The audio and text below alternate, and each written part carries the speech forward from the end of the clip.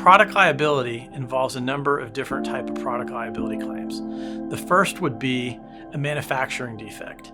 That's where the product had specifications it was supposed to meet up to in the process of manufacturing it, and they just, for whatever reason, it didn't meet those specifications, and it fell apart or failed and caused you to get hurt. Another type of product liability claim would be where the product had an alternative, safer design. And that would be a situation where there was an easy fix where the product could have been made safer.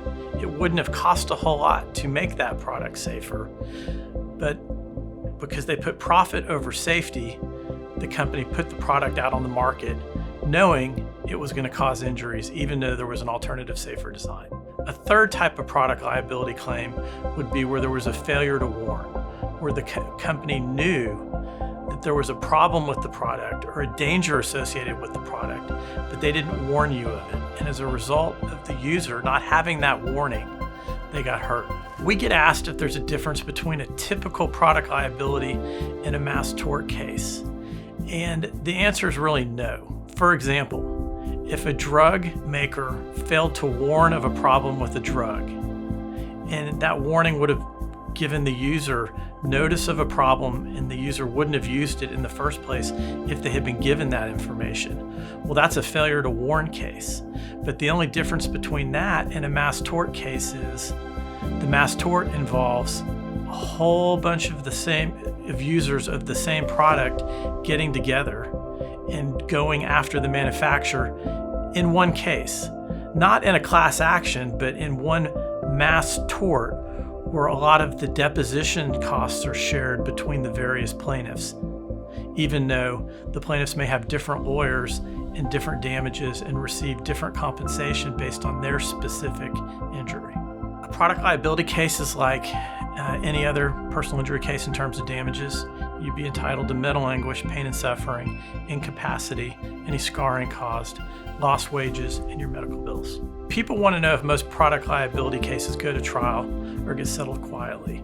And what I would tell you is most of the time they do get settled quietly for a couple of reasons.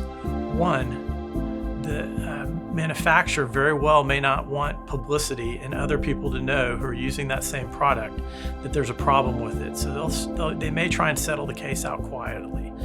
But more often, if you have an experienced product liability lawyer, they're going to be looking for what we call OSIs, other similar incidences, the smoking gun.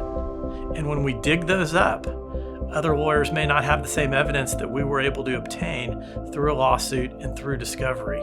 And once we get the court to order the defendant to give us that smoking gun evidence, many times a product liability case will settle quietly for a huge premium over what we'd see for similar injuries in a different type of case. If you want to know if you have a product liability case, you should contact an experienced product liability lawyer. Our firm handles a number of different types of product liability cases.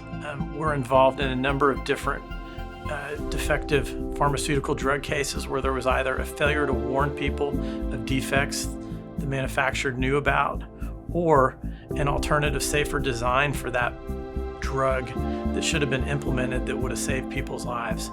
We've also been involved in a number of cases involving machinery where there was an alternative, safer design, or maybe pennies on the dollar being implemented would have prevented injuries if the design was changed. Recently, I'm personally handling a case involving a button battery where a young child swallowed that was in a ring, but it was a very soft plastic ring, which was a very bad design. So that product should have had an alternative, safer design where the child couldn't have accessed the battery. And the problem with that is if a child swallows a lithium button battery, it will stick to the esophagus and cause a chemical burn, which will kill the child unless removed very quickly with the surgery. Our current and past clients would say that we care about them, that we've worked hard on their case, no stone unturned. But really, I would urge people to go look at our reviews and see what our clients say, because they really speak for themselves. And on our website, we also have some testimonials if you want to watch a video and hear from someone in person. At Schechter, Schaefer & Harris, client communication is our number one metric. In fact, we have a policy that every client will be spoken to every month And at the beginning of a case, I'll tell you, we're probably speaking to you every day. We make sure that the attorneys and the case managers are calling the clients back. The attorneys and case managers are also provided a list every single week of clients they haven't spoken to in the last 3 weeks. So it's crucial that we talk to the clients to make sure their medical care stays on track, to make sure that their case development is moving forward, and most importantly, the clients want to hear from us.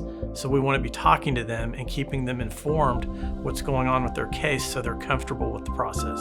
Here at Schechter, Schaefer & Harris, we're a medium-sized firm, and that has advantages. If we were really, really large, you would have all sorts of red tape and all sorts of levels of people you probably had to deal with to get your case resolved. On the other hand, if we were a sole practitioner with 1 or 2 legal assistants, you'd probably have an office of people who are overwhelmed and can't get to everyone and service the clients properly.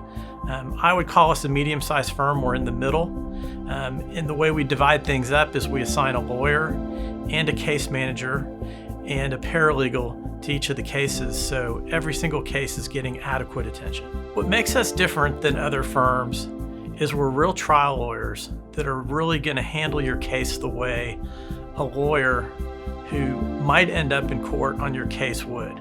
Now, that's not to say every case is going to end up in court, because the vast majority of cases, especially if they're prepared properly, do settle. But it is important to have lawyers with a track record, and lawyers that actually try cases, and lawyers that are known to the insurance companies and the defense as willing to go to trial on your case to get the top value. During your initial consultation for a product liability case, one of the first questions we're going to ask you is, do you have the product?